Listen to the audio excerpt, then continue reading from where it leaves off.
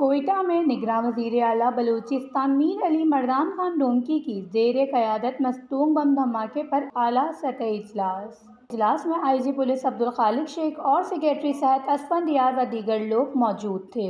عبدالخالق شیخ نے اجلاس میں بریفنگ دیتے ہوئے بتایا کہ ابتدائی شواہد کے مطابق دھماکہ خودکش تھا اور دھماکے میں 6 سے 8 کلو گرام دھماکہ خیز مواد استعمال کیا گیا تھا۔ سیکریٹری صحت نے بتایا کہ زخمیوں کو C M H trauma centre, civil Sandeman اور مستونگ کے اسپتالوں میں طبی امداد دی جا رہی ہے اور 8 زخمیوں کی حالت تشویشناک ہے، جس پر نگراں وزیر اعلیٰ بلوچستان کا کہنا تھا کہ مصدوم دھماکے سے متعلق ابتدائی شواہد سامنے آئے ہیں اور ابتدائی تحقیقات درست سمت جا رہی ہے۔ انہوں نے مزید ہدایات دیتے ہوئے کہا کہ تحقیقات کے عمل کو جدید خطوط پر استوار کر کے ملوث عناصر تک پہنچایا جائے، ملوث عناصر کو گرفتار کر کے کیفر کردار تک پہنچایا جائے۔ انہوں نے مزید کہا کہ تمام شہداء کے معاوضے کی ادائیگی کی جائے گی اور تمام زخمیوں کا علاج حکومت بلوچستان کرے گی۔ ان کا مزید کہنا تھا امن و امان کی صورتحال کے پیش نظر مستونگ میں فٹ بال میچ ملتوی کیا جائے۔ وش نیوز، کوئٹہ، بلوچستان۔